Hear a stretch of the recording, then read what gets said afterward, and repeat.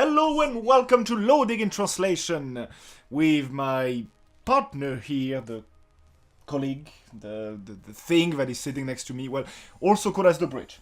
I was going to say friend, but then again, you enjoy breaking my heart. And myself, the Frenchie. Today we are here to review Dissidia NT. Yeah, the Final Fantasy Dissidia that was forced to become free to play due to nobody playing. Exactly, because it completely crashed. It got in like the bargain bin very quickly, you know. Well, unfortunately, they brought it out after a time when everyone had kind of forgotten what Dissidia was. Oh, and I think the developer also forgot what Dissidia was. Yeah. That's one of the main things. I mean, on the PSP, it was very developed. It was like full-fledged storyline. Yeah, there was storyline, single-player options, which this one does not have.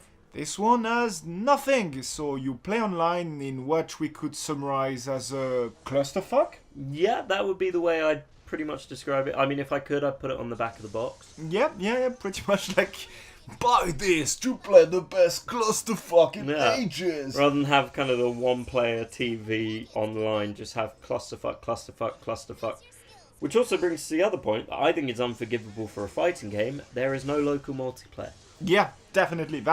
For me, that was a no-go when it was released on the first time. Yeah. And I think it was a no-go for a lot of people, which explained the massively terrible sale. Yeah, well, you kind of playing online is all well and good, but you want the ability to have your friends around and beat them up while you're sitting on a couch. Exactly, you know, I was expecting to beat Josh, you know, but... Yeah, I mean, saying that, there is a current trend at the moment where local multiplayer is not as popular. It doesn't exist. Yeah, it's a dying species, unfortunately.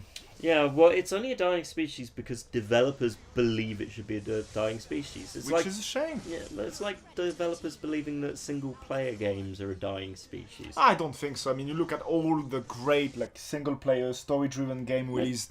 There have literally been developers who have said single-player is a dying species. Yeah, fuck it. Great way of putting it. Yeah, so there's no local multiplayer. You either have the option of online play or... offline play against the AI. Yeah, offline play against the AI in a gauntlet match. So say, for instance, you choose offline play, you have the option of, I think it's 3 to 4 characters. You have basically, in the free version, you have 4 characters that roll every week. You have like 4 different characters every week. So you're never going to be able to level any of them up. Yeah. So there's nothing, you know, it's just literally just one play and that's it. Yeah. And to be fair, when you actually tried it, one play and that's it. That's pretty much enough. Yeah, essentially. But then you get to the actual gameplay. Now, one point that has to be made, there's an odd combination of subtitles and voice acting in this. When they have subtitles on, there's no voice acting to it. When they have voice acting, there's no subtitles. So that Moogle is just going to be saying Kappa, and you are going to be wondering what the sentence structure is. Which is fine for the opening. When it's in a fight, and he's constantly saying, you need to get to the thing, Kappa. You need to do this, Kappa. Kappa, Kappa, Kappa. It gets irritating very quickly. It's just, everything is just so messy, you have no clue what is happening. Yeah. It's very jumpy around. I mean, it goes on the same concept as like the basically you have bravery attacks and HP attacks. So if I remember correctly, bravery attack are here to like basically lower the HP that you can, I mean the damage that you can receive. So the more you do bravery attack, the higher will be the damage when you actually receive HP attack. Yeah, essentially, and then you can break them. It's just crazy. I mean, with like 3 characters on, it's not like the actual, you know, battlefield is massive as well. So it's just... No, they're relatively small circles. You kind of... Essentially, it ends up looking like a bunch of menus. That's what this game is. It's menus with menus. Even the fighting is menus. I think it's menu and a seizure simulator, you know. Yeah, well, you have very few attacks. You've got your bravery attack is linked to O. And then different directions you move the analog stick with O will do different attacks, which essentially gives you 3 attacks for that. And your HP attack is linked to square. Now, you have to level up to unlock things to use in square. But because you only have the character for a week, you're not going to do that. No, I think it's based on like a gauge that you have to like increase during the match to be able to use other attacks, but I have no clue how it works. We should have tried the tutorial maybe, who knows, but to be fair, it's not easy to just jump in like this. No, because each of the characters also has a menu on it. He's got his health bar with a bunch of numbers in it that constantly go down. You've got a menu in the corner. You've got your menu, your friends' menus. The game is just menus. It's like going into a restaurant and having the waiter dump every menu in the place. So on here you your go, lap. that's the drink menu. But in the drink menu, we have the wine menu. Yeah, we've got the drink menu, the wine menu, the cocktail menu, the soda menu, the food menu. This is the cold food menu. This is the warm food menu. This is the soup menu. That's basically it. It's just, for me, it's a huge missed opportunity. I mean, if you would have just ported the original Dissidia on the PS4, would have been far, far better. Yeah, essentially that's all anyone really wanted. They wanted to replay Dissidia.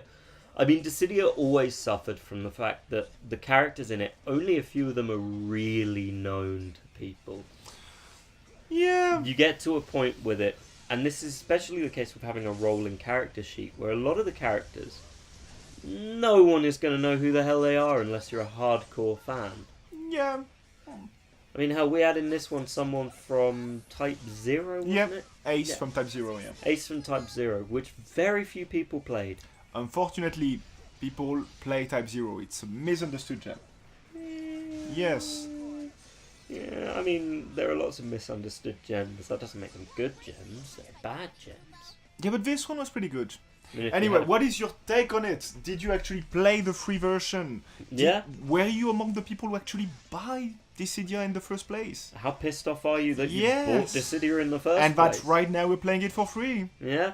Don't worry, we hated it, so... Yeah, tomato. But anyway, Kappa, tell us how you feel about it. You can pick it up for free on the PlayStation Store. I personally wouldn't bother. There are better fighting games out there, and probably better Japanese fighting games out there for playing Kappa. Yep. And this is really gonna get annoying very quickly, Kappa. I don't know, Kappa. It might get annoying. And it's not Kappa, it's Kupo. I know, my version's Kappa. You make it sound like it, I don't know, Kappa. Like a cup. No, Kupo. Kupo? Kupo. Kupo! Bye-bye! Chocobo.